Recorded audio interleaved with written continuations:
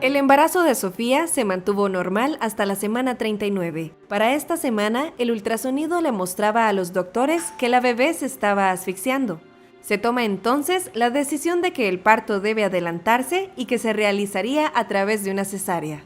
Es así como Sofía nace como una niña prematura de 7 meses y se descubre además que tragó líquido amniótico durante el nacimiento, lo que le ocasionó una sepsis que puso su vida en peligro. Permanece en cuidados intensivos durante una semana y posteriormente se le asigna una incubadora donde pasará hasta el día 42 posterior a su nacimiento.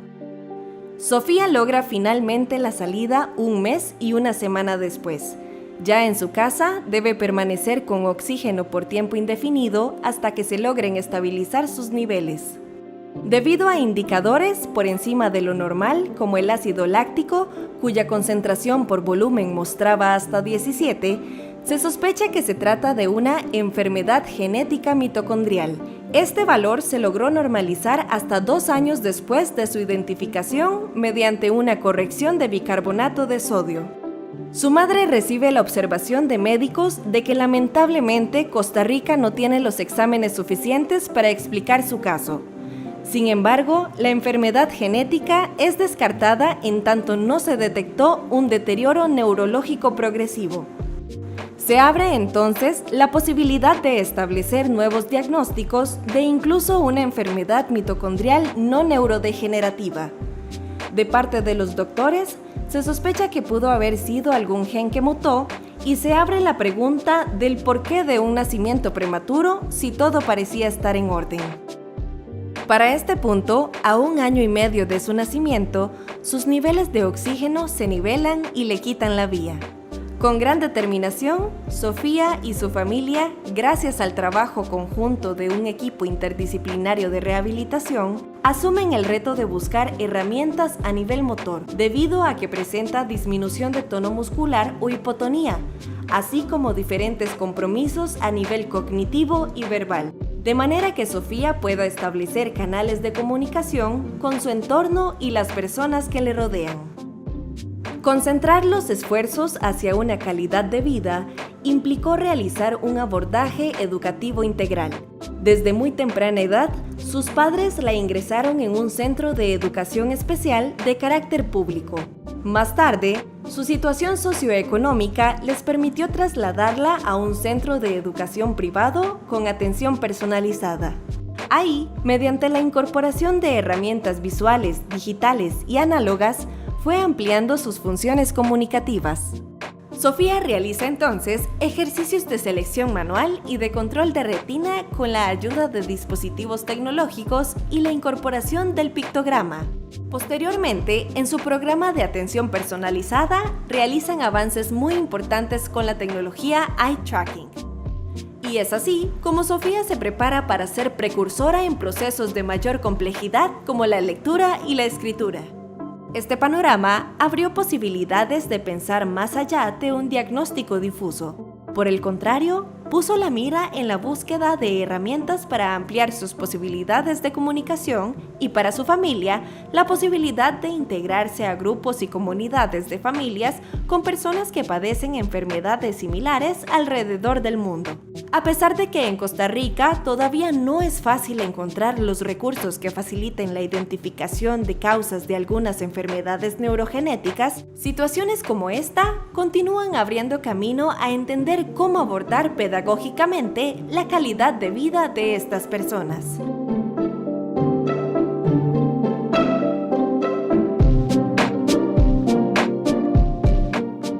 Buenas tardes. Desde la Maestría en Pedagogía y el Proyecto Fortalecimiento Intersectorial para la Atención Integral del Desarrollo de Niños y Niñas en Costa Rica, de la Universidad Nacional, en colaboración con el Ministerio de Educación Pública y la Caja Costarricense de Seguro Social, es un honor tener hoy con nosotros un panel de profesionales para discutir sobre el abordaje de un caso de una niña con una alteración del desarrollo. De manera que quiero presentarles y darles la bienvenida a nuestros panelistas invitados. Paula Zanauja Rojas, que es profesional en educación especial. Bienvenida, Paula. Oscar Rodríguez Jiménez, que es profesional en terapia física. Bienvenido, Oscar. Karen Conejo Sanabria, profesional en terapia de lenguaje. Bienvenida, Karen. Gracias. Roger Vargas González, profesional en fisiatría. Bienvenido, don Roger. Y Gina Parra Montañez. Gracias. Gracias. Gina Parra Montañez, profesional en terapia ocupacional. Muchas gracias. Gracias, les damos la más cordial bienvenida y les damos las gracias por acompañarnos en esta ocasión. Quisiera que en unos pocos minutos ustedes nos comenten cuáles serían las líneas de acción desde sus respectivos servicios tras la llegada de un caso asociado con parálisis cerebral hipotónica como el de Sofía.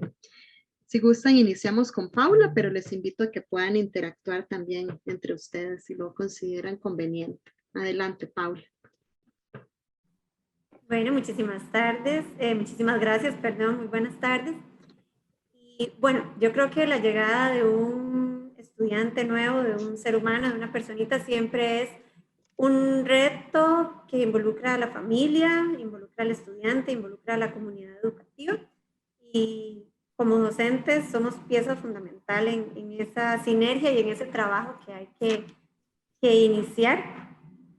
Cuando llega un estudiante como Sofía o como cualquier otro, es fundamental realizar ese proceso de acercamiento con la familia, de empatía, de observación, donde hay diferentes procesos, por ejemplo, esa entrevista a profundidad que muchas veces no se puede realizar desde la primera vez con esa comodidad y con esa confianza, porque vienen involucradas una serie de aspectos, como por ejemplo lo pudimos ver en el video, que había esa situación de la dificultad para dar ese diagnóstico. Entonces muchas veces hay como áreas muy sensibles. La familia del estudiante llega a la escuela con ciertas expectativas o quizá anteriormente visitó otras escuelas, otros centros educativos donde no fueron recibidos como se lo esperaban.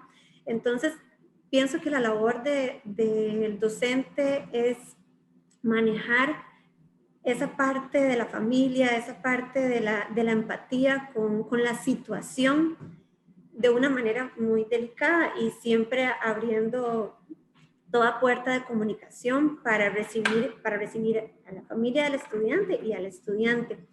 Desde nuestra área pedagógica es fundamental brindar todo tipo de experiencias, un entorno que sea propicio para la formación integral del estudiante, siempre promover espacios para el esparcimiento, para el juego, para facilitar esa expresión interna del estudiante y estimular en todo momento y guiar experiencias para que el estudiante pueda construir sus aprendizajes en conjunto con su familia, con el entorno, con la comunidad educativa y buscar además desarrollar diferentes actitudes de cooperación, de compañerismo entre todos los miembros, tanto de la familia, de los compañeritos y de toda la institución educativa. Desde el servicio de terapia física en el Centro de Educación Especial de Turrialba, que es donde laboramos, el servicio de terapia física no viene a trabajar de manera individual o no viene a trabajar de manera aislada. Siento que nuestros servicios pueden integrarse en una relación bastante estrecha tanto con lo que pasa a nivel médico, a nivel hospitalario, junto con lo que sucede a nivel docente y familiar para apoyar las gestiones de manera colaborativa, sí. El inicio con este tipo de situaciones o con lo que acontece con las familias, en un principio, nuestros servicios, desde mi punto de vista, tienen que ser lento. Tenemos que ir generando empatía, pero también contextualizarnos en qué es lo que vive la familia, de dónde viene la familia, cuáles son los recursos que tiene la familia, cuáles son las indicaciones o cuáles son las necesidades médicas y que nos están solicitando dar seguimiento en el centro educativo, pero también generar el espacio para que la docente y los otros profesionales hagan sus respectivas evaluaciones, conozcan a la familia y entre todos tomar una decisión de qué es lo que tenemos que hacer a corto plazo, a medio plazo y a largo plazo. Yo siento que iniciar contextualizándonos bien en la familia, lo que viven, los recursos y las experiencias de ellos es muy, muy importante. Tenemos muchos ejemplos acá en la parte de Turrialba con poblaciones que están en zona indígena, con poblaciones que están por el volcán, con poblaciones que están alejados completamente de servicios y de redes de apoyo y en donde tenemos que tener una línea de trabajo muy, muy diferente, porque por más que nosotros queramos tener objetivos muy importantes o muy altos para el desarrollo del niño, realmente el contexto no nos va a permitir eso. Una contextualización, generar un espacio adecuado para conocer a la familia, para trabajar en equipo y guiarlos principalmente por el proceso educativo o por el proceso pedagógico, colaborar con las docentes en los primeros objetivos, complementarlos y posteriormente, o ya muy técnicamente, ya después uno podría ir avanzando con objetivos más de la línea física, motriz o neuromotriz. Yo siento que después de esta etapa ya podríamos ir complementando algunos objetivos que podrían apoyar la labor médica o la labor que ya viene a nivel hospitalario. Concuerdo con Paula y concuerdo con Oscar en todo lo que es el abordaje, ¿verdad? Principalmente la familia.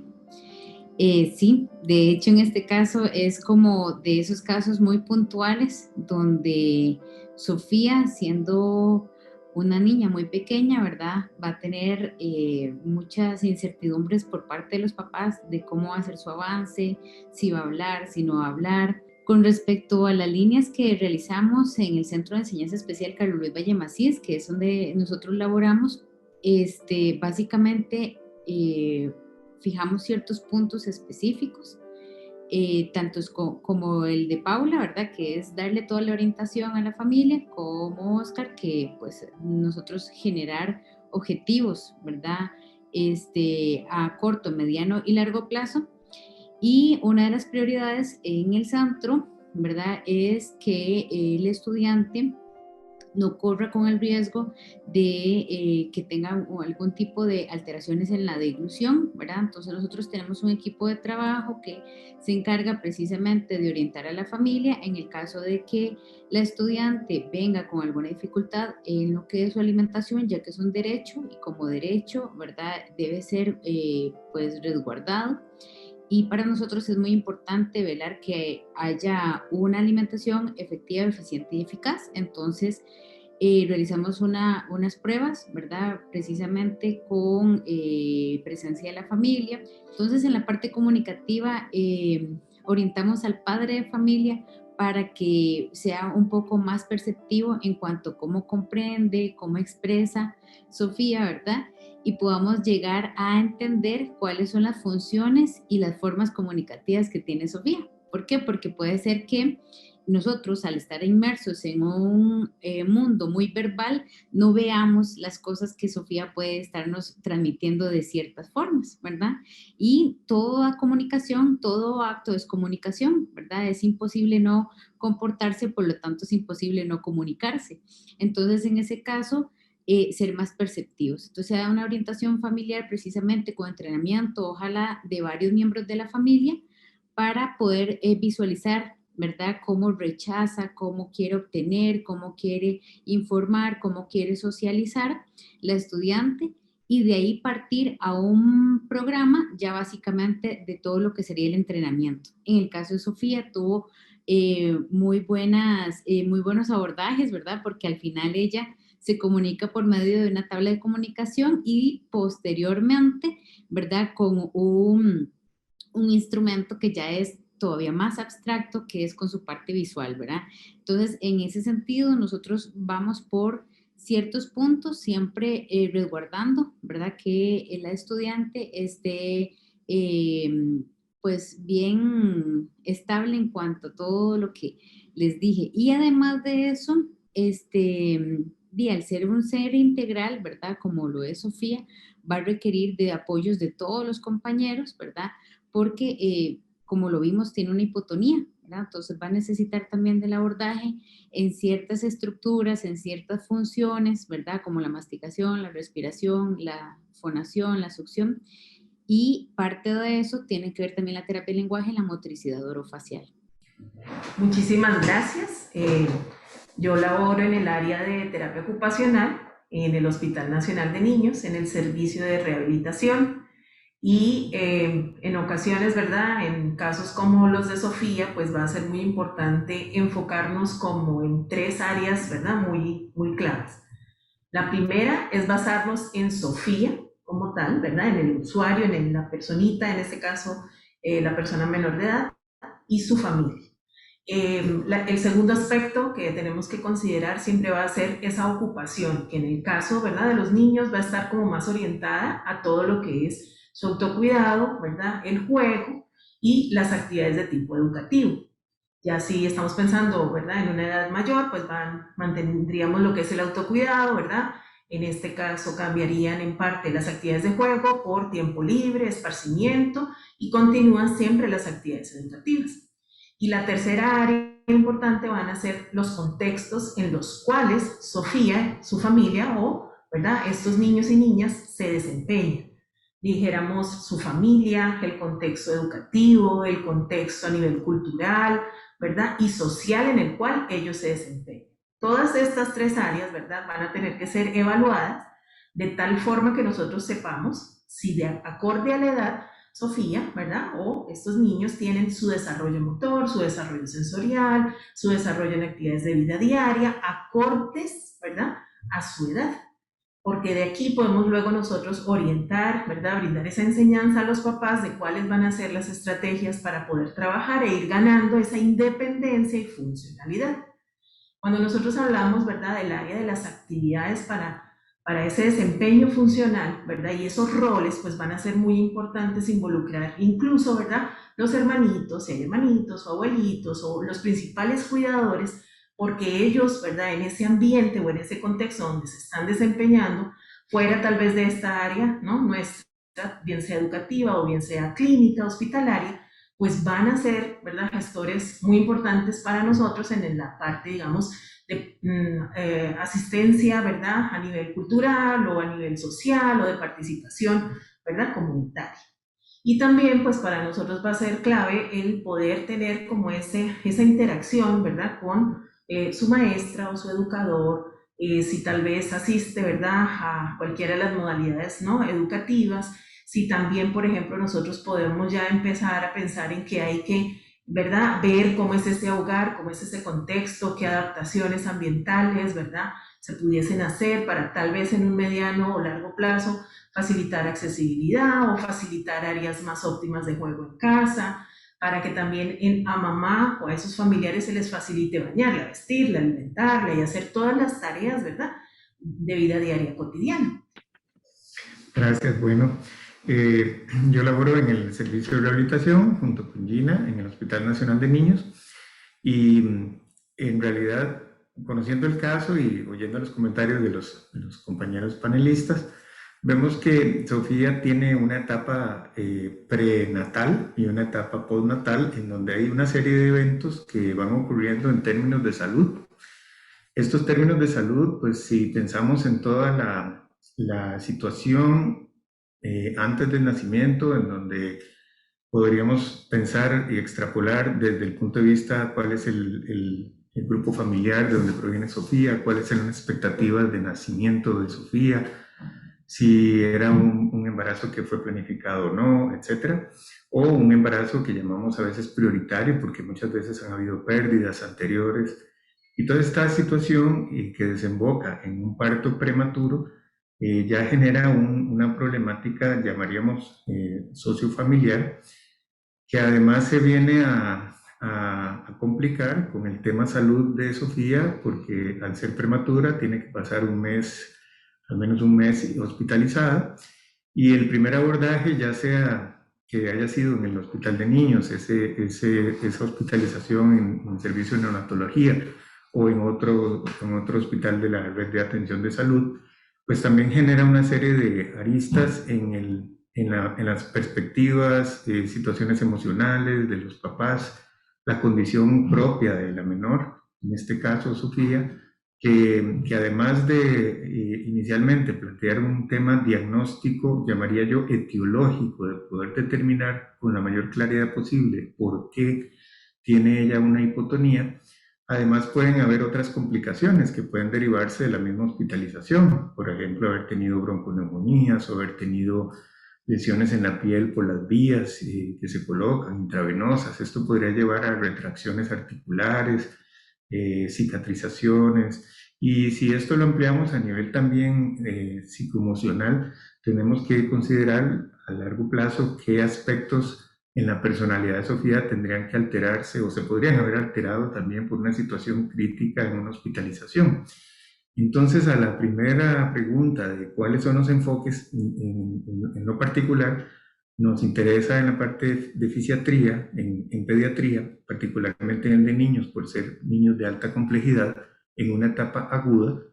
Nos interesa mucho también la coordinación durante la hospitalización con los servicios de neonatología, en donde ya se han establecido unas líneas de abordaje desde el punto de vista médico, enfermería, los compañeros de terapias, los médicos fisiatras y los médicos pediatras generales, para empezar desde ese momento a hacer las líneas de tratamiento que posteriormente van a ser continuadas a través de las consultas externas y obviamente con el apoyo de toda la red, digamos, de rehabilitación a nivel nacional.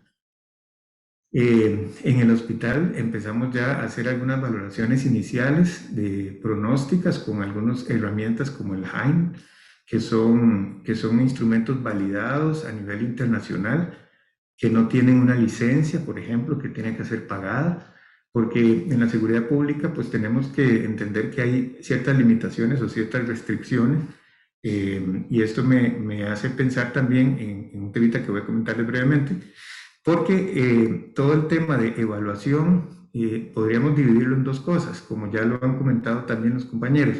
Una en el tema etiológico, o sea, ¿qué fue lo que ocasionó esto? ¿Por qué ella es hipotónica? ¿Por qué ella tuvo problemas del lenguaje o comunicación particularmente pareciera? Y junto con la hipotonía, pues todo el desarrollo motriz, ¿verdad? Que obviamente va a tener alterado e involucrado. Pero también está el otro tema que es, aparte del etiológico, cómo abordamos desde la misma hospitalización y lo que sigue, las necesidades que Sofía vaya teniendo. En este sentido, la red, que es lo que quería comentarles brevemente, la red de servicios de atención de nuestro país tiene recursos, ¿verdad? Por ejemplo, contamos con el compañero Oscar en Turrialba, la licenciada Karen en Cartago, ¿verdad? En la Carlos del Valle, ¿verdad? Paula, que está en la Escuela de Educación Especial también, no le escuché muy bien de dónde era, pero bueno, de Escuela de Educación Especial, y nosotros como centro médico, ¿verdad?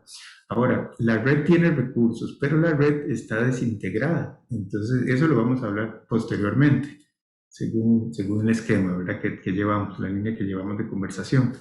Pero ciertamente lo que tenemos que lograr, y ese es el enfoque inicial que yo aportaría en este momento, es ir adelantándonos en el pensamiento de qué es lo que va a venir, qué es lo que va a pasar, qué cosas vamos a necesitar, dónde la vamos a ubicar, de dónde viene esta familia, qué condiciones sociales tiene acceso, no tiene acceso. Vemos que ellos, por dicha, después pudieron adquirir algunas cosas personalizadas, ¿verdad?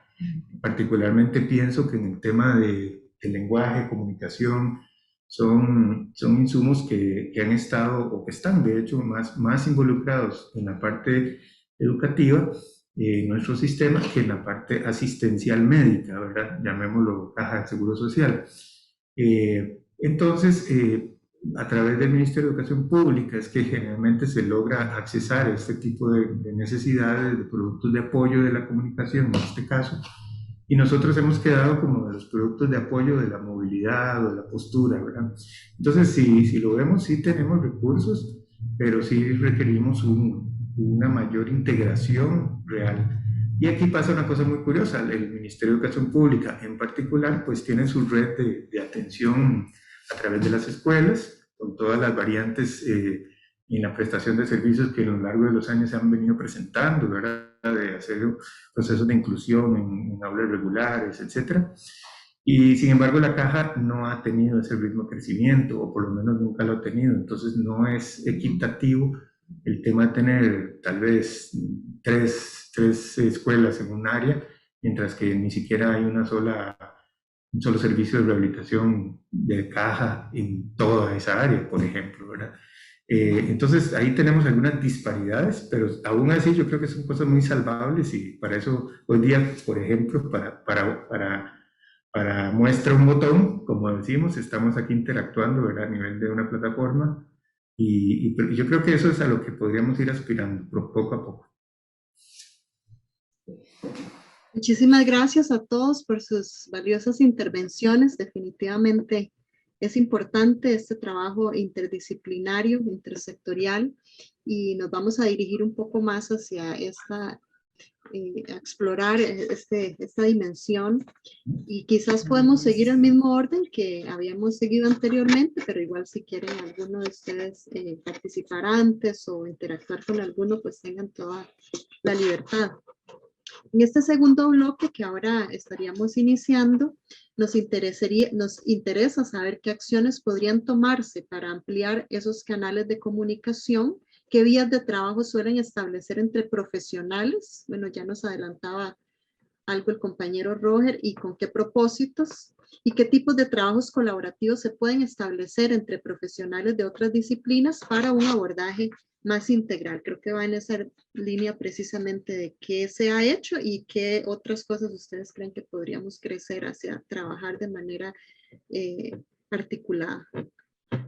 Adelante, si gusta, Paula. Gracias, Dora. Bueno, yo trabajo en una escuela regular, no trabajo en un centro de enseñanza especial, trabajo en una escuela regular en el centro de Nicoya, trabajo en la región de Nicoya.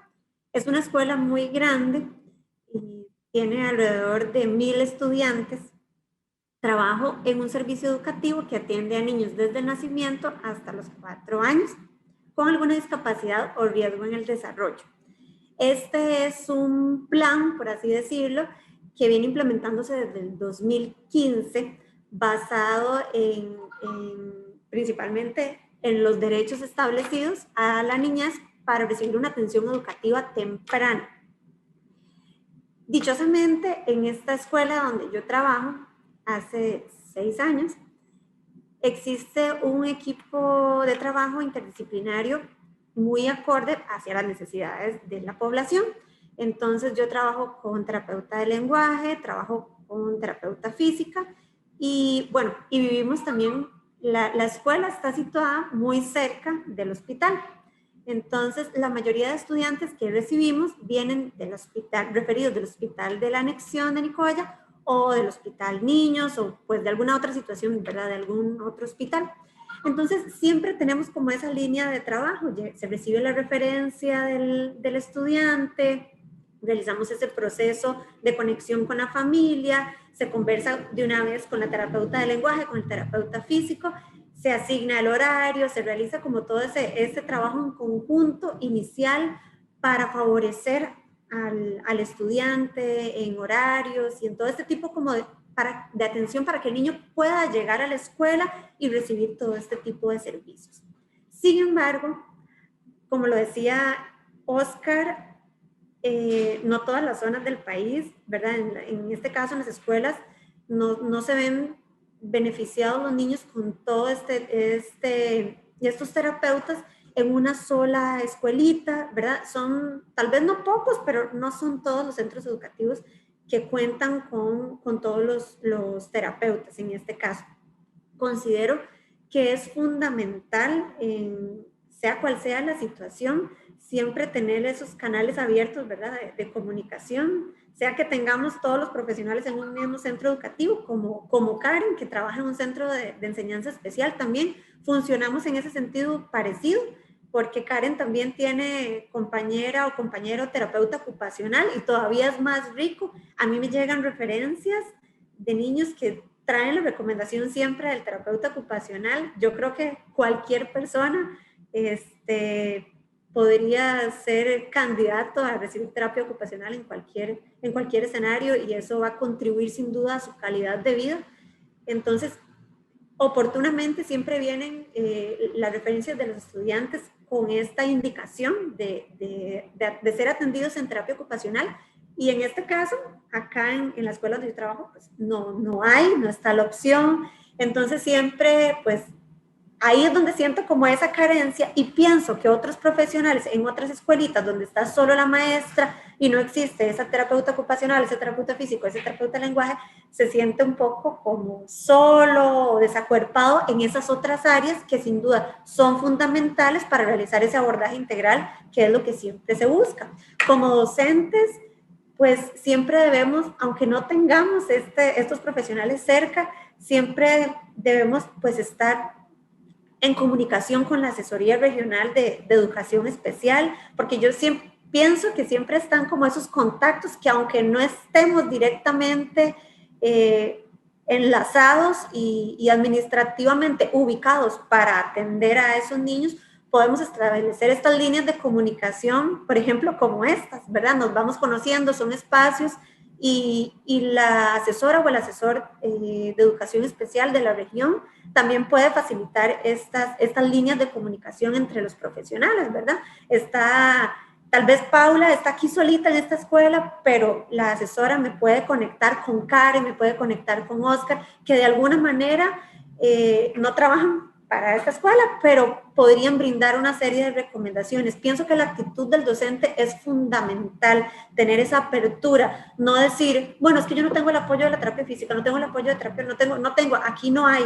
Bueno, yo como docente también tengo una formación generalista en la que he recibido cierto tipo de orientación, guía y capacitación en algunas de las áreas, y puedo estar pendiente como docente de todas esas señales, por ejemplo, en la parte comunicativa, en la parte de la motora. No puedo cerrarme y decir, no tengo un profesional cerca, siempre debo buscar las posibilidades. Igualmente, con la parte de la atención médica, es fundamental hacer como la revisión de las referencias médicas, ver quién fue el especialista que lo refirió, que lo atendió, y buscar ese enlace. Muchas veces, por ejemplo, acá viene el niño referido desde el hospital de niños y buscamos la posibilidad. Ahorita en este tiempo de pandemia no se nos ha dado como tan fácil realizar estos procesos, pero buscamos la posibilidad de asistir a las citas con los padres de familia, con la familia del estudiante, asistir donde el pediatra, donde el neurólogo, donde el fisiatra, para establecer como esa conexión y ese apoyo entre la familia, el centro médico y el centro educativo, para trabajar todos en conjunto. Es fundamental, por ejemplo, que las habilidades para posibilitar la comunicación del estudiante se trabajen en conjunto. De nada, no es que de nada sirva, pero son tan como débiles los esfuerzos que puede hacer, por ejemplo, un terapeuta ocupacional o un terapeuta de lenguaje o un terapeuta físico, si no se trabaja en conjunto, de forma integral. Como decía Karen ahora, tengo que saber cuáles son las posibilidades de esa familia, porque de nada me sirve implementar un método de comunicación alternativa aumentativa de alta tecnología si es una familia de escasos recursos, con pocas posibilidades, que tal vez los encargados no saben leer, no saben identificar cierto tipo de códigos, etcétera. Entonces hay que hacer como todo tener ese conocimiento integral de todo el contexto real del estudiante, y lo que se implementa desde la parte de terapia física o de terapia ocupacional o terapia de lenguaje, implementarlo toda la comunidad, todo ese entorno del estudiante. Siempre que se tenga la actitud, pienso que se pueden establecer este tipo de trabajo colaborativo con otros profesionales. En este caso, por ejemplo, una situación como la de Sofía, fundamental enlazar con la parte de nutrición, me parece, con la parte de fisiatría, y muchas veces no puedo tener un otro profesional que esté ahí cada semana, pero con una serie de recomendaciones bien brindadas hacia el docente. El mismo docente también se encarga de difundirlas a la familia, a los hermanitos, a todo ese entorno cercano y que está ahí día a día con ese estudiante. Imaginémonos, el centro educativo de nosotros cuenta con todos los recursos, aulas, equipo, profesionales. A pesar de estar acá en Turrialba, contamos 8 grupos de estimulación temprana. Si esta estudiante tuviera que ingresar al centro educativo inmediatamente, se le brindaría el servicio educativo, que es el prioritario por donde se inicia, y tiene terapia física, terapia ocupacional, terapia de lenguaje, nutrición, psicología, trabajo social, en fin, cuenta con todos los servicios.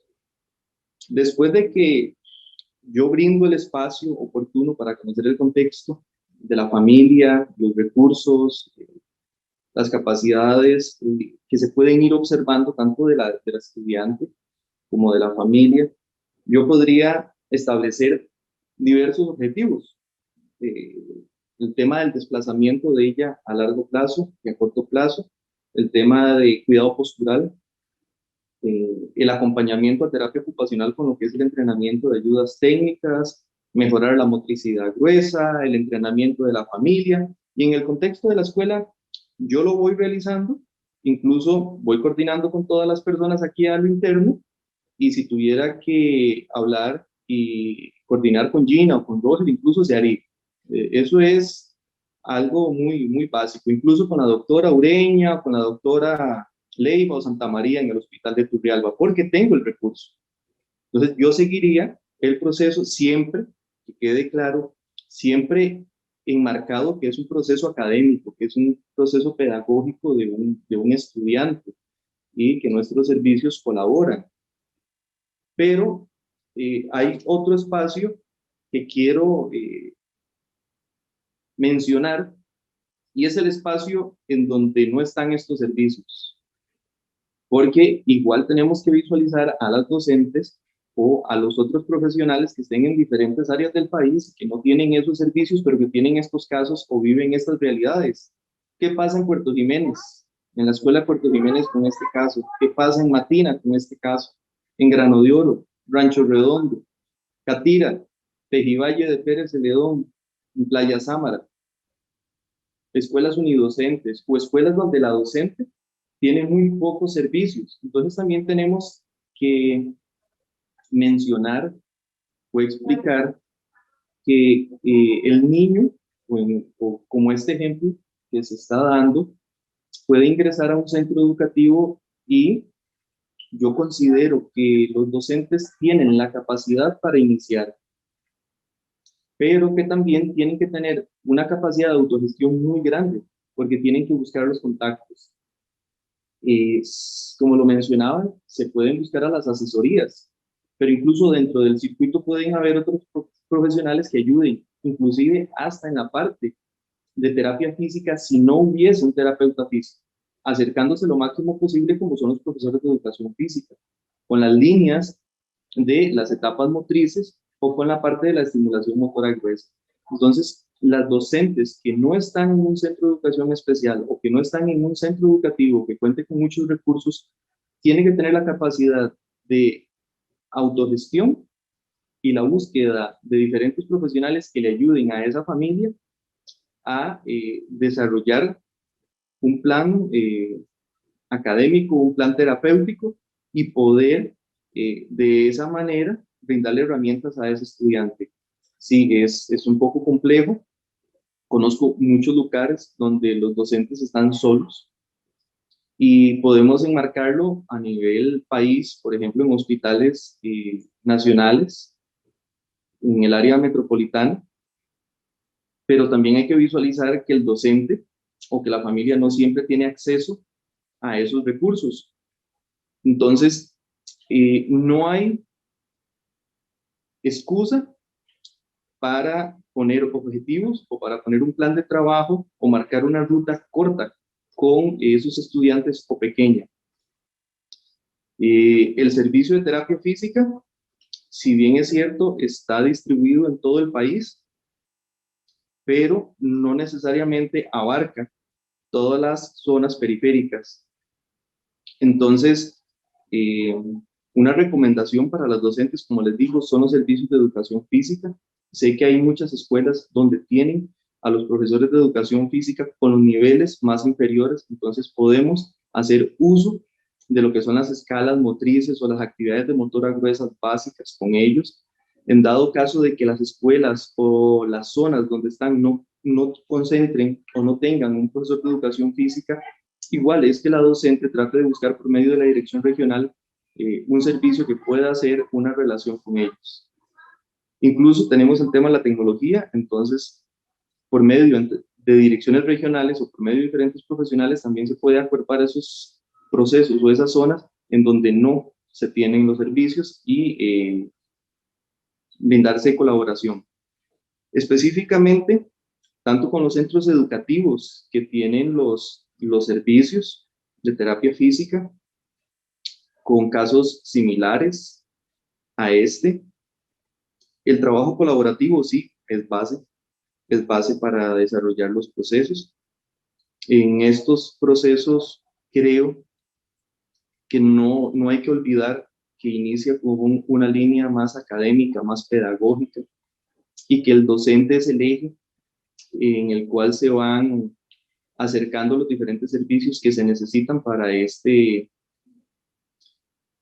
proceso. Siento que las docentes y los docentes deben tener el liderazgo para solicitar, para pedir, para dirigirnos, porque tenemos que ir soltando mucho o lo que queda del modelo rehabilitador y pasar al siguiente paso. Entonces, insto a las docentes a que trabajen de manera colaborativa, pero que lideren esos grupos de trabajo. Bueno, igual que Oscar, ¿verdad? En el centro se cuenta con absolutamente todos los servicios, ¿verdad? Gracias a Dios, bueno, somos 7 terapeutas de lenguaje, 2 terapeutas ocupacionales, 3 terapeutas físicos, nutrición, psicología, o sea, hay todo, hay de todo, ¿verdad? Y para nosotros el abordaje siempre es esencial. Nosotros todos los años, con cada usuario que amerite mucho más, como en el caso de Sofía, hacemos trabajo interdisciplinario y hacemos trabajo en conjunto. Entonces, trabajamos desde nuestros servicios, ¿verdad? En el caso mío, en mi oficina de terapia de lenguaje, pero tengo que estar moviéndome a las aulas, ¿verdad? Precisamente a ver cómo trabaja Sofía, qué hace Sofía, cómo interactúa, ¿verdad? Y aparte de eso también vamos a las casas. ¿Por qué? Porque necesitamos saber cómo está funcionando pues el sistema alternativo mentativo que le brindamos a Sofía, ¿verdad? En este caso sería como la parte comunicativa. Para nosotros, en un centro de enseñanza especial tan dotado y tan lleno de servicios, es muy fácil en el sentido de que todos tienen acceso, ¿verdad? Pero yo quiero compartir junto con Oscar esa parte, porque sí, digamos, muchas veces cuando no se cuenta con el servicio de terapia, en esta parte más especializada, ¿verdad? La regional hace contactos con nosotros, con el Centro de Enseñanza Especial, para que nosotras podamos asesorar a las terapeutas de lenguaje como un apoyo, ¿verdad? A las terapeutas de lenguaje que están en contacto con estos estudiantes.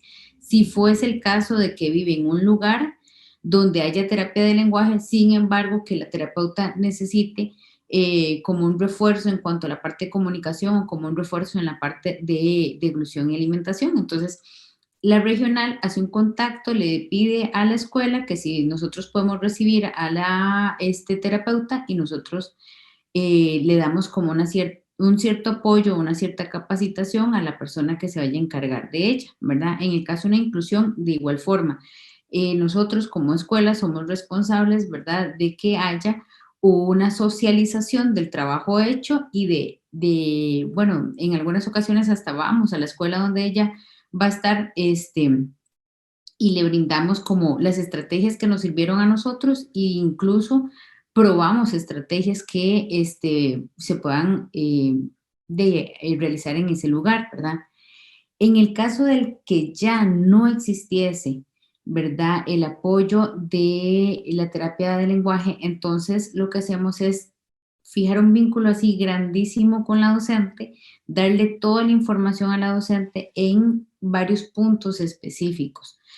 Por ejemplo, nosotros le comentamos cómo, a la docente cómo puede ocurrir el hecho de que la estudiante tenga alguna alteración en su alimentación, ¿verdad? Sea que haya bajado de peso, sea que ya no esté tan alerta en las respuestas, sea que tenga algún tipo de piel seca, ¿verdad? Por falta de nutrientes, sea que se enferme mucho y no esté yendo a la escuela precisamente porque está muy engripada.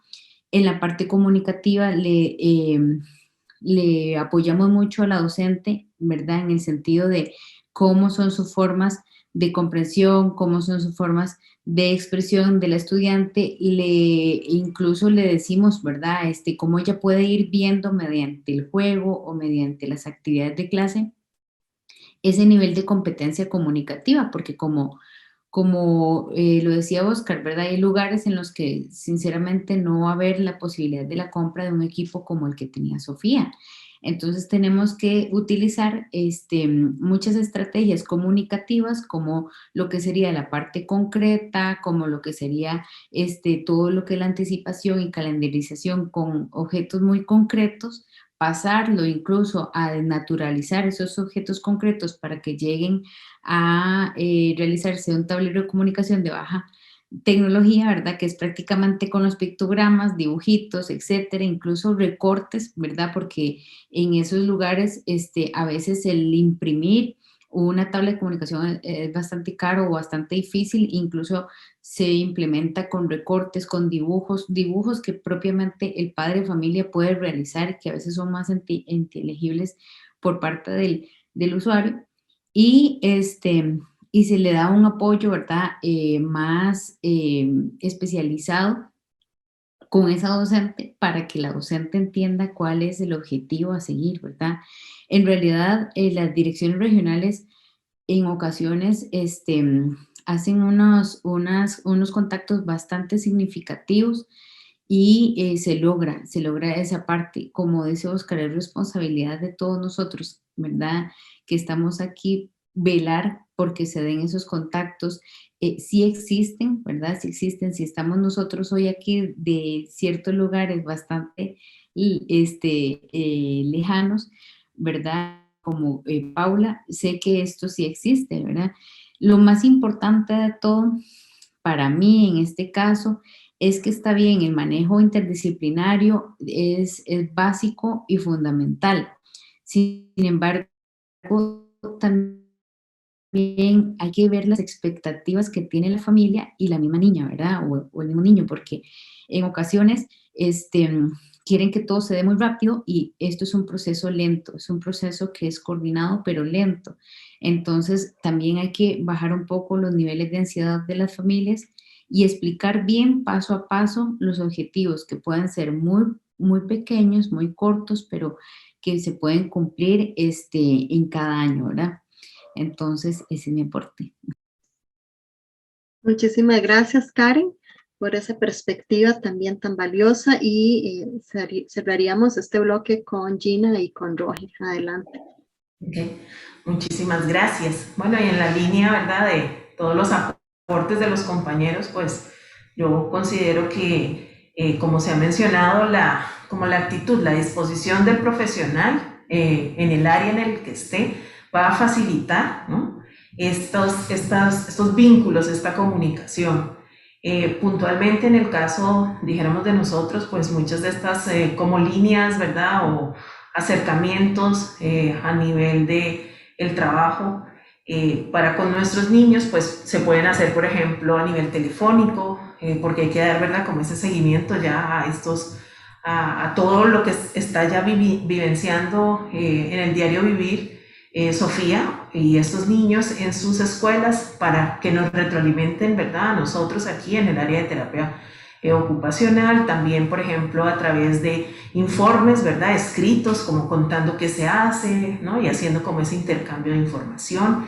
Y quien nos ayuda como mucho también en esa comunicación va a ser la familia, porque entonces, ¿verdad? La familia pues está clara cuáles son las reglas, qué es lo que estamos haciendo, cómo, y entonces, ¿verdad? En la escuela, para muchas de las indicaciones o de las recomendaciones que se dan, pues la maestra me ayuda, yo le ayudo, ¿verdad? Yo ayudo a mamá, y entonces, ¿no? Se hace como ese grupo para vivenciar esto pues de una manera tangible. También en el mismo, digamos, como centro hospitalario, ¿verdad? En el que yo me desempeño, pues es muy importante ir a hablar con el neurólogo, ir a hablar o estar, ¿verdad?, al pendiente qué días que viene cuidados paliativos, qué día viene a nutrición, esa mamá, ¿verdad? Entonces en esa interacción, mamá, ese día que usted viene, pase con nosotros, me trae por favor la carta, me le lleva esto a la maestra. Entonces también pues es muy importante, ¿verdad? No solo verlo como afuera, ¿no?, de la institución, sino pues también adentro nuestro. También yo, pues muchas veces, ¿verdad? Con el grupo, nosotros hemos analizado, con el grupo de compañeros de rehabilitación, pues hemos analizado la importancia, ¿no?, de mantener los programas o las atenciones de reinserción educativa, ¿no?, para ciertos grupos de niños, y esa puede ser una muy buena también estrategia o línea de trabajo. Entonces, con un consentimiento informado, con el permiso de los papás, coordinamos con los maestros, ¿verdad?, y con los compañeritos. En un tiempo previo, pues nos desplazábamos a la escuela, pero ahora, pues contando con la tecnología, pues hacemos esa sesión, ¿verdad?, en conjunto, y comentamos sobre ese caso, para que, claro, nos ayuden un poco cuando ya esa niña, ese niño regresa al centro educativo, y habrán cosas, ¿verdad?, que no necesariamente de previo conoce la maestra y que nosotros, digamos, podemos no conocer, ¿no?, de la institución. Entonces, bueno, se hace como esa red o ese aporte en conjunto. Y por supuesto, ¿verdad?, que también a nosotros es muy importante que esa otra línea de comunicación vienen siendo los mismos chicos, ¿no?, los niños, las niñas que, amor, ¿cómo te va en la escuela?, ¿verdad?, y sonríe. Y los compañeritos, y entonces ellos te van contando, ¿no?, en esa interacción cómo va ese desempeño, y para nosotros pues es muy valioso porque él es, ¿verdad?, él o ella van a ser esas personas que están vivenciando y recibiendo todas estas estrategias que todos aplicamos, y son ellos, ¿verdad?, los que van a ver que la maestra, que el cariño de ella, que el cuidado, que las terapeutas, que los doctores, en fin, que todos, ¿no?, están pensando como tal en él. Y esto también busca que estos chicos sean participativos, ¿verdad? A medida que van pues creciendo en edad, pues se van haciendo mucho más conscientes, ¿no?, de que ellos también hacen parte de todo este proceso y que deben pues participar. Y el último punto que yo creo que sería importante es como llamar la atención un poco sobre el poder fortalecer como la red, ¿verdad? Este es un muy buen ejercicio y un muy buen ejemplo. Y creo que a nivel, digamos, tanto de las dos como instituciones, tanto en el área como educativa y salud, pues yo estoy completamente de acuerdo con ustedes, deberían haber equipos, ¿verdad?, que pudiesen todos resolver y poder brindar la mejor atención tanto a niños como a adultos. Y también que a nivel de como esos ya servicios establecidos conozcamos las estrategias, si son virtuales, si son correos electrónicos, si son reuniones, si son, no sé, 1000, ¿verdad?, formas tal vez que a nivel comunicativo pudiesen haber para podernos todos como enlazar y ofrecer desde ese trabajo interdisciplinario, ¿verdad?, las estrategias todas unidas pues en beneficio de nuestros niños, en este caso de Sofía, ¿verdad?, y de su familia. Gracias, Gina. Sí, yo pienso que aquí tenemos que romper un poquito las barreras burocráticas. El tema de que estemos en instituciones diferentes, pero que tengamos a los mismos chicos, es complejo, pero muy burocrático. Hace unos años yo desconocía que se había implementado un programa que se llama RISA. La RISA es la red intersectorial. A mí me dio mucha risa conocer eso, ¿verdad? Porque empezando por las siglas, ¿verdad?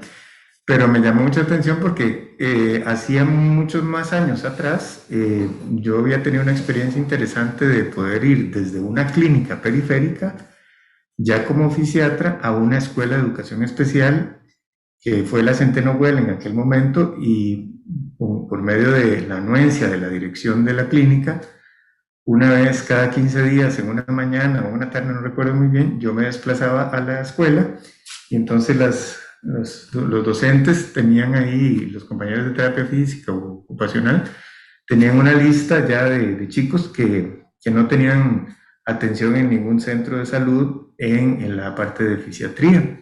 Y entonces hacíamos evaluaciones así como, ¿verdad? Como de 10 en 10, una cosa así, como de 10 en 10, de 15 en 15. Lo que hacía yo es que entonces realizaba una receta, una referencia, y entonces la idea era ubicar a los chicos en un centro de atención.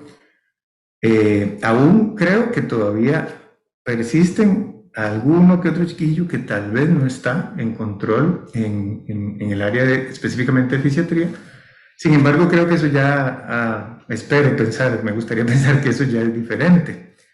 Pero más bien pasa lo contrario, que más bien a veces nosotros están en control, pero ya nosotros desde el área asistencial de salud no sabemos, o hemos perdido más bien esa comunicación, ¿verdad? con los compañeros de trabajo de otras instituciones, de otras profesiones. Entonces a lo que voy es que realmente todos tenemos el mismo objetivo común, que es que estos chicos salgan adelante, ofrecer el trabajo profesional que cada uno de nosotros tiene en aras de mejorar la condición médica, salud, de integración, etc. Y por eso es que si encontráramos una vía rápida de comunicación, pues yo creo que eso es lo ideal. Ahora, hay algunos aspectos logísticos, por ejemplo, en el caso de Gina y mío, que estamos en el Hospital Nacional de Niños, en área metropolitana, el único centro, digamos, pediátrico de alta complejidad, recibimos pacientes de todo el país. Entonces tendríamos que coordinar con todas las escuelas del país, prácticamente, si son alumnos para ustedes y son pacientes de nosotros, tendríamos que coordinar con cada una de las escuelas en donde nuestros clientes, ¿verdad?, están matriculados. Y bueno, ustedes también, y volvemos a lo mismo, la ventaja de tener equipos de trabajo, aunque sean intersectoriales, pero locales, creo que es la forma más realista de pensar este tipo de comunicaciones y de interacción. Entonces, los que sí tengan áreas de salud con equipos de rehabilitación y las escuelas estén en esas áreas de salud, ahí yo creo que ahí es donde, para ser realistas, donde se podría empezar. En el caso de Karen, en Cartago, en Fisiatría de Cartago, lo mismo que Oscar, ¿verdad? En el caso de Paula, que lo mencionaba, Nicoya, y bueno, se quedaron sin fisiatra hace poquito, pero sí había, ¿verdad? En el caso de Gina y mío, pues prácticamente trabajamos con todo el país. Entonces, la vía real en este momento es la interconsulta o una referencia. Entonces, siempre los papás nos dicen, vea, la maestra o el terapeuta que atiende a mi chiquito, mi chiquita, nos están pidiendo una referencia. Entonces, nosotros tratamos de hacer una referencia, al menos comunicando cuál es nuestra idea en este momento de la atención. Y bueno, y siempre nos ponemos a las órdenes, ¿verdad? O sea, si hay necesidades o conversar algo en algún momento de algún paciente o algún alumno, porque en realidad nosotros vamos a dejar una cita que puede ser 6 meses u 8 meses, ¿verdad? Y justamente, como lo mencionaba anteriormente, la Caja se ha apoyado históricamente mucho en el Ministerio de Educación Pública. ¿Por qué? Porque no tenemos recursos humanos, ¿verdad? Ni planta física suficiente, lo que mencionaba Gina ahorita. O sea, hay que hacer un planteamiento de crecimiento que, como todos sabemos, en instituciones públicas, ahora con la pandemia, pero anteriormente con todas las necesidades, digamos, económicas y presupuestarias y de planificación, etcétera, de alguna forma sí tenemos que trabajar con lo que tenemos, innovando y tratando de implementar metodologías nuevas, no burocráticas, expeditas, etcétera, sencillas, diría yo.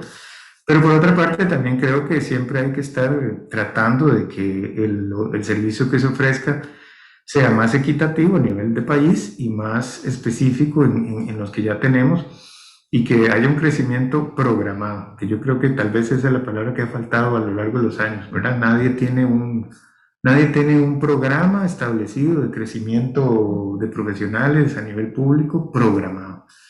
Entonces, por eso vemos estas diferencias, ¿verdad? Compañera Paula no tiene terapeuta ocupacional en Nicoya, en la Carolina Valle sí hay, ¿verdad? En Turrialba sí hay, pero también sabemos que no hay en otras áreas y tampoco hay terapia de lenguaje en otras áreas de atención, ¿verdad? Entonces, esa aparente inequidad, diría yo, ¿verdad?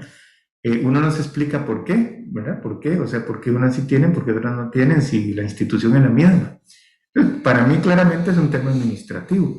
Entonces, si es un tema administrativo, para comunicarnos nosotros, pues podríamos hacer cosas administrativamente sencillas que nos lleve a tener una interacción mucho más expedita. Y estoy pensando específicamente tal vez en el correo electrónico, porque yo particularmente he ofrecido canales de comunicación de esa forma.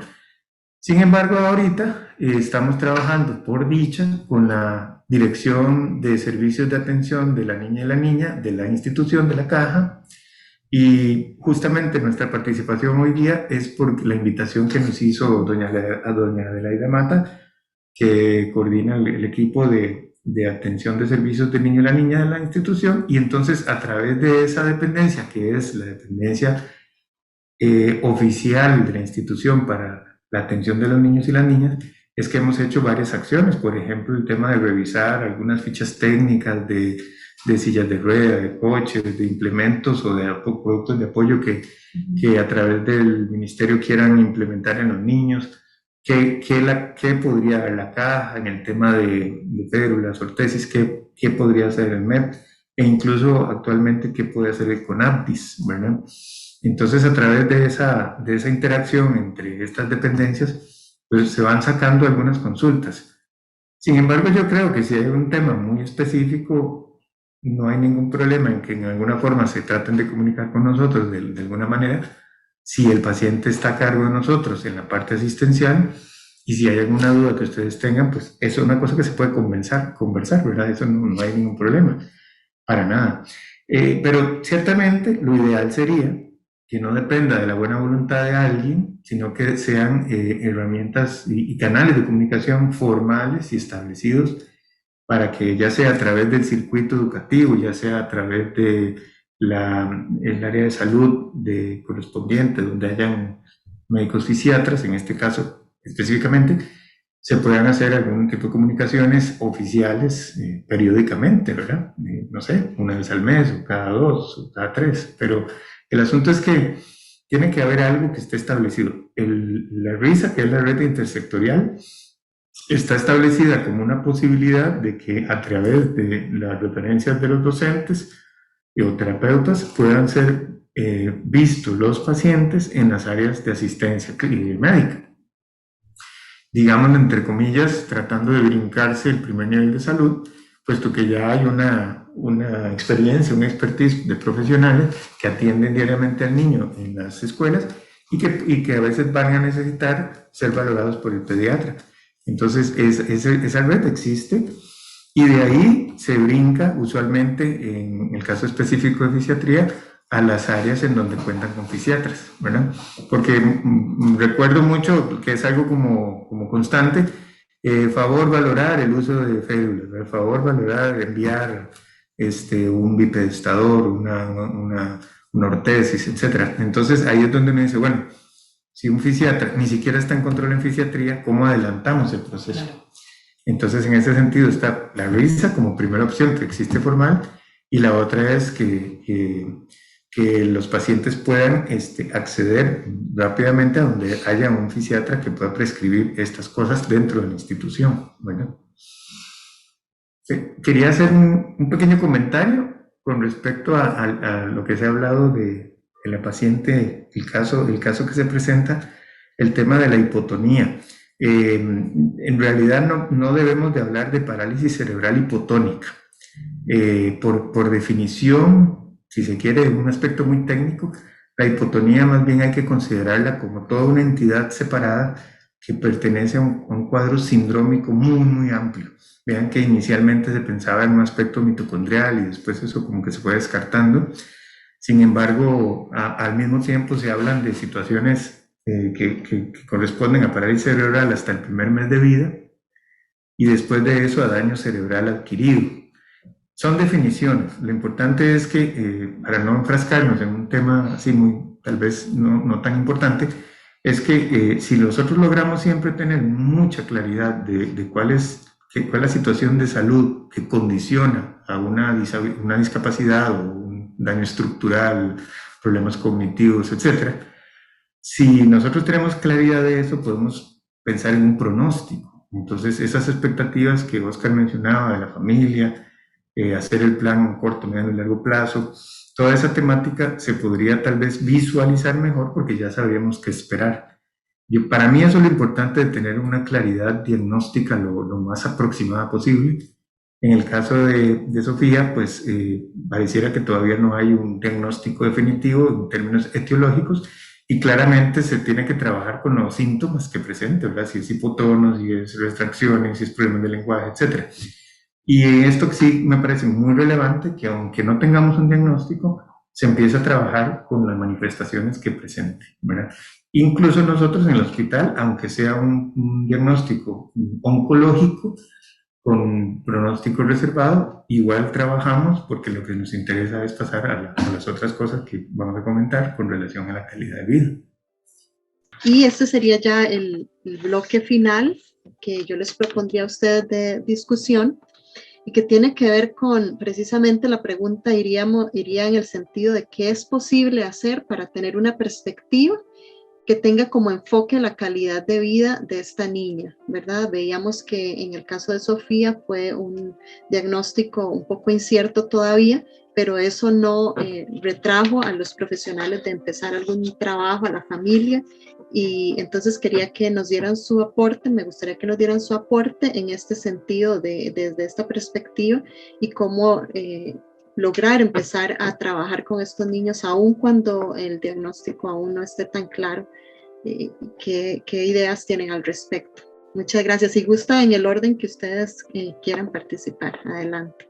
En una situación, por ejemplo, como la de Sofía, considero que si bien es cierto, sus primeros días, meses fueron muy duros para su familia, poco a poco, al pasar del tiempo, podemos ver cómo, a pesar de su incierto diagnóstico y su situación actual, algo fundamental que se ha logrado es que tenga las posibilidades comunicativas que tiene a la fecha, ¿verdad? ¿Por qué? Porque una persona, la comunicación es básica, es algo primordial. Si yo puedo comunicar mis emociones, mis sentimientos, mis gustos, mis disgustos, lo que no quiero, es algo que me va a proporcionar cierta estabilidad a nivel emocional, ¿verdad? Porque puedo transmitir eso que siento y eso me va a dar calidad de vida. Una persona que puede transmitir, puede sentirse mejor que una persona que no logra transmitir lo que siente.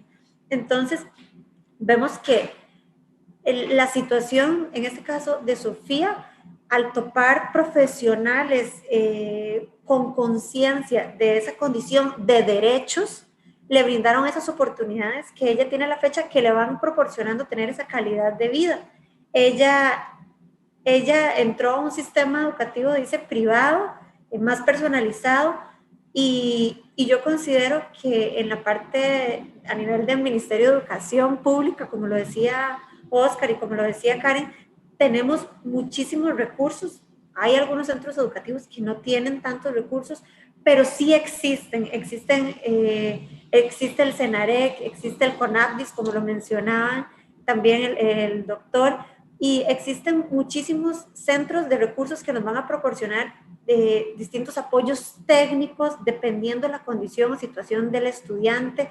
Por ejemplo, a la persona sorda, a la persona no vidente, existen recursos que podemos utilizar. Muchas veces el docente o la docente no conoce sobre esos recursos que pueden implementar y entonces somos una barrera en lugar de ser facilitadores para el aprendizaje de esa persona.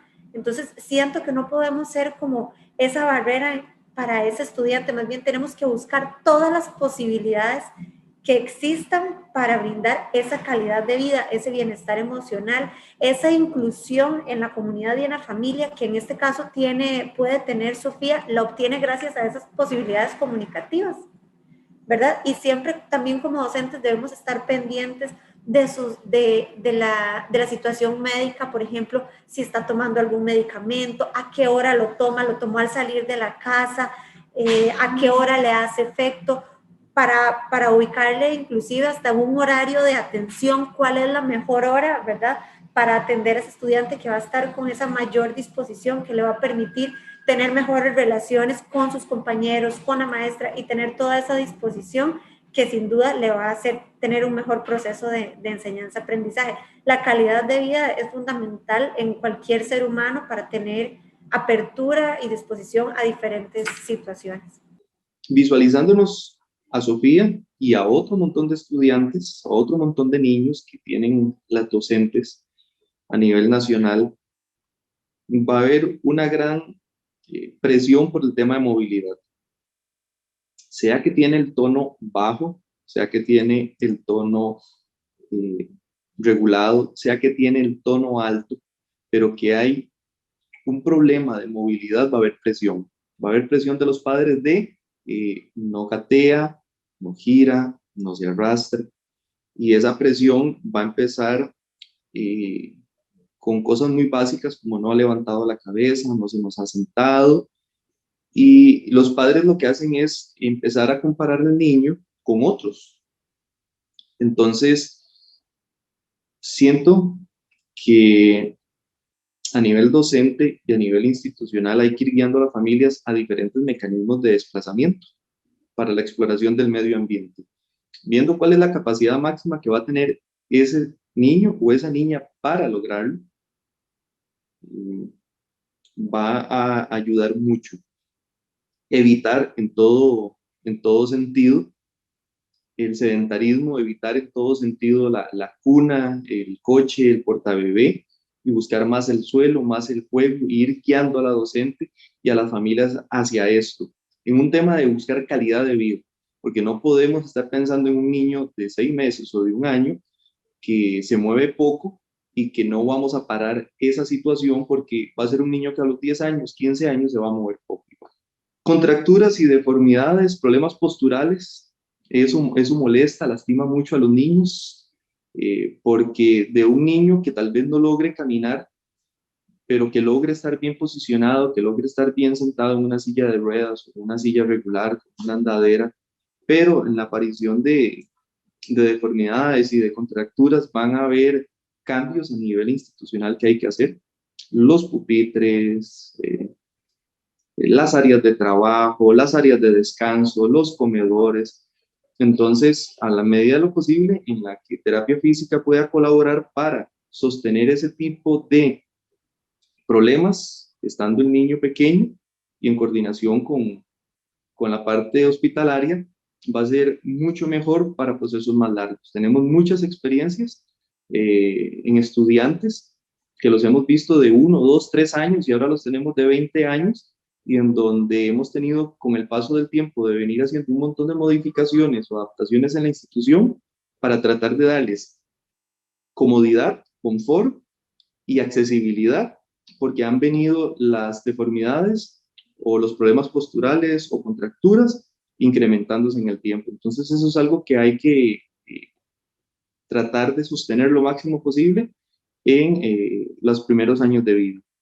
Yo englobaría que el servicio de nosotros puede ayudar, puede enfocarse hacia este tipo de actividades para mejorar la calidad de vida de no solamente de la estudiante en la que estamos hablando ahora, Sofía como tal, sino otro montón de estudiantes que tienen diferentes tipos de tono muscular, sea alto o bajo, o que tiene otro tipo de discapacidades. Dentro de esa calidad de esta estudiante, sería la prioridad que tenga una seguridad deglutoria, que podría ir cambiando conforme la anatomofisiología y la edad que vaya presentando Sofía vaya generando ¿verdad? A nivel de laringe, a nivel de estructuras mandibulares, la muda de dientes. Entonces, probablemente las texturas de alimento y todo lo que tenga Sofía puede ser que vaya cambiando. Entonces, una de las formas para calidad de vida sería esa seguridad deglutoria, alimenticia, que ella pueda ingerir los nutrientes.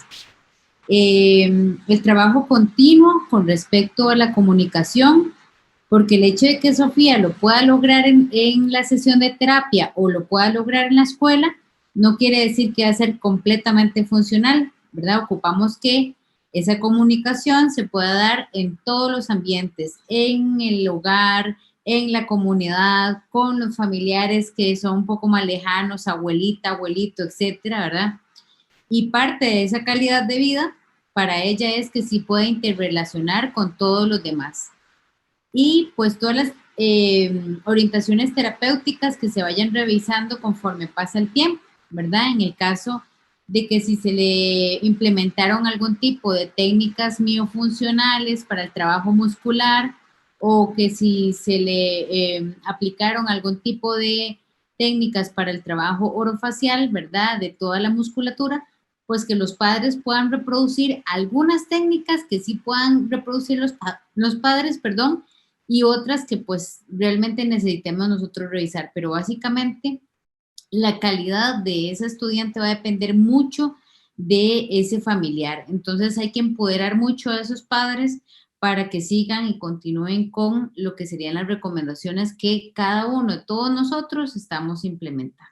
Cuando uno dice que ella tenga, o sea, que nosotros actuemos siempre en búsqueda de mejorar la calidad de vida de los niños y las niñas, ahí estoy totalmente de acuerdo.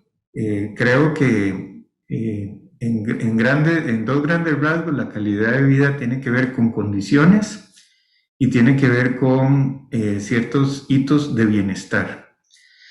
Nunca vamos a tener un estado pleno de bienestar porque la vida no es así. La vida tiene cosas dolorosas, tiene sufrimiento, tiene muchas alegrías. Es parte de estar vivo, es todo lo que conlleva la vida misma. Este tipo de cosas que no rocen con los derechos propios de los niños, el bienestar de los niños, las condiciones de apoyo, de ayuda, las condiciones de cuidado, evitar las negligencias, es tan amplio que se queda muy corto cuando decimos en una frase calidad de vida. Pero ciertamente tenemos, para fines prácticos, tenemos que tratar de interpretarlo. Y yo creo que cuando hablamos de calidad de vida, todo el mundo piensa siempre en que esté bien, ¿verdad? Que esté bien, que esté integrada, que tenga buenas condiciones familiares, etc. Y en ese sentido, pues obviamente podemos analizarlo siempre. Yo creo que nosotros en rehabilitación, educación especial, etc., creo que siempre tenemos una visión positivista, ¿verdad? De las cosas. Todo va a salir bien, esperemos trabajar con ustedes, va a ver como poco a poco las cositas van a irse acomodando, porque como también me gusta decir a veces, son dos caras de la moneda, lo que tenemos y lo que no tenemos. Y en rehabilitación y en educación especial, me parece a mí, me atrevería a decir, nosotros trabajamos con lo que tenemos, porque con lo que no tenemos no podemos hacer nada. Entonces, esa es como una visión propositiva, digamos, positivista de la realidad de nuestros chicos, para que al fin de cuentas salgan adelante. En resumen, me parece que la calidad de vida en estos chicos tiene que analizarse con mucha seriedad, como ustedes lo han expresado, tratando de abarcar los mayores aspectos de una forma integral para realmente que un niño, una niña con una condición de riesgo o con una discapacidad porque no puede estar integrado, porque no participa, porque no se incluye, etcétera, tenga unas condiciones de vida digna, que tenga condiciones de bienestar en general. Y también me gusta siempre comentar que también tenemos que tener cuidado porque a veces vemos algo negativo en esta realidad y casi que nos abocamos a suprimirlo. Específicamente, por ejemplo, el tema del dolor. Los niños no deben de tener dolor, siempre. ¿Por qué? Porque hay formas de evitar ese malestar, ¿verdad? pero a veces van a haber episodios de desánimo, a veces van a haber episodios de frustración, que son parte de la vida misma y que aportan, bien encausados, a tomar fuerzas, a retomar el camino. Pero cuando ocurren, hay que ver qué está pasando detrás de esas situaciones, ponerle atención, porque puede ser, por ejemplo, en un posparto, que se nos olvida con frecuencia, las mujeres en posparto pueden tener su depresión posparto. Y a veces son muy minimizadas en ese punto, y si además tenemos un chico que además ha nacido con un trastorno físico, estructural, etcétera, y va a condicionarse a tener una discapacidad, entonces se le agrega una dinámica todavía mayor. Bien enfocados, bien tratados, con los profesionales correspondientes, ¿verdad? En cada campo, uno diría que le estamos también ofreciendo calidad de vida a estas situaciones que podrían inicialmente ser negativas. Bueno, y en el caso, ¿verdad? Desde la perspectiva en terapia ocupacional, este concepto, ¿verdad?, de calidad de vida va a estar siempre enmarcado desde el punto de vista y desde ese parecer, ¿verdad?, tanto de esta niña o de nuestros niños como de sus padres.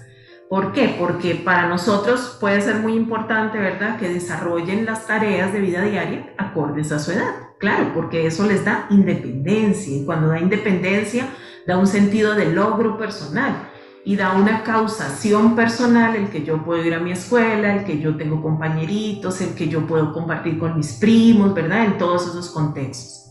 Pero también digamos que esta independencia o esta capacidad funcional también se basa como en esas oportunidades, ¿no?, y en esas capacidades que estos chicos pueden tener.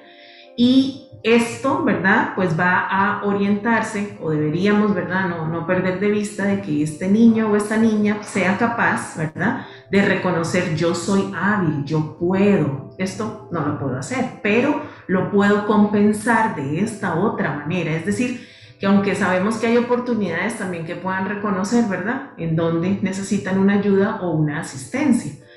En ese caso también nosotros pensaríamos que este enfoque, ¿verdad?, o esta perspectiva de calidad de vida también debe pasar por esta línea de que este niño pueda jugar a lo que le gusta, que se sienta satisfecho, que vea que materializa esas destrezas, ¿verdad?, que es muy bueno para ciertas actividades académicas, ¿verdad?, y que se le reconoce y estos aspectos lo motivan de una manera intrínseca para que pueda hacer sus actividades con mucho más interés, con mucha más capacidad, ¿verdad?, con mucha más como expectativa de esto me gusta. ¿Por qué? Porque soy productivo, puedo, ¿verdad?, desempeñar.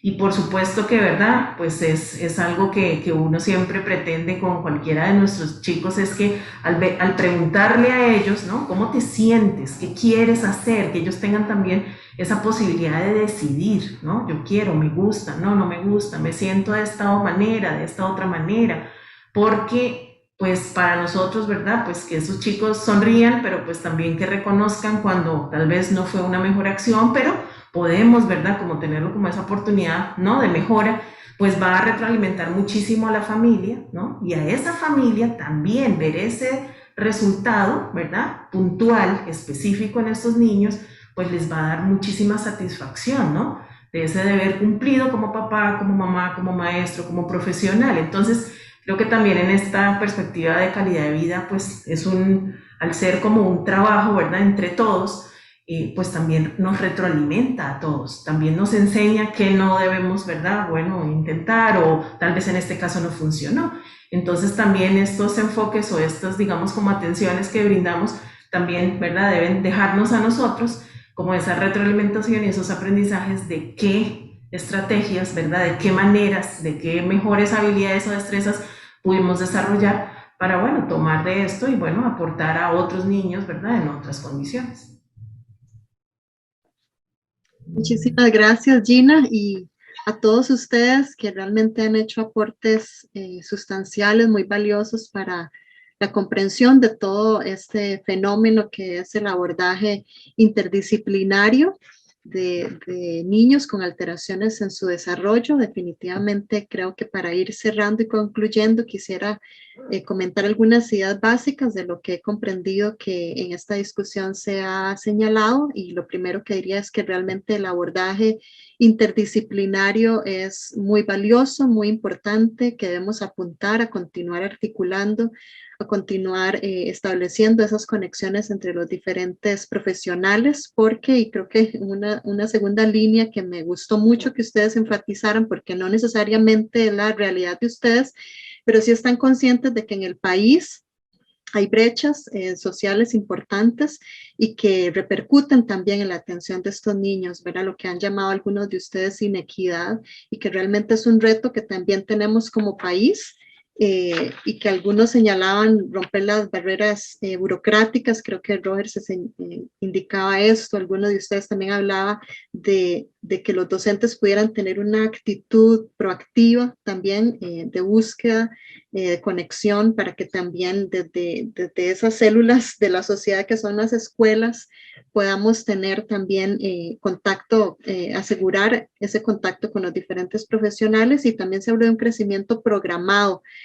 Aquí hay retos importantes de cómo identificar en qué comunidades y en qué espacios de nuestro país están las escuelas más desprotegidas en este sentido, y poder ir asegurando de alguna manera esas conexiones y fortaleciendo también a estos docentes y profesionales que están atendiendo a estos niños. Y por último también, lo introdujo Roger, la existencia del SAID, del Sistema de Atención Integral del Desarrollo del Niño y la Niña, que tiene a las RISAs, que son los equipos locales y regionales de atención intersectorial e interdisciplinaria, y que es un importante recurso que todos los que nos miran, que son profesionales para los cuales estamos haciendo este video, también deberían de tener conocimiento y poder utilizar esta posibilidad también intersectorial, interdisciplinaria a nivel de todas las comunidades del país, que ya existe en todo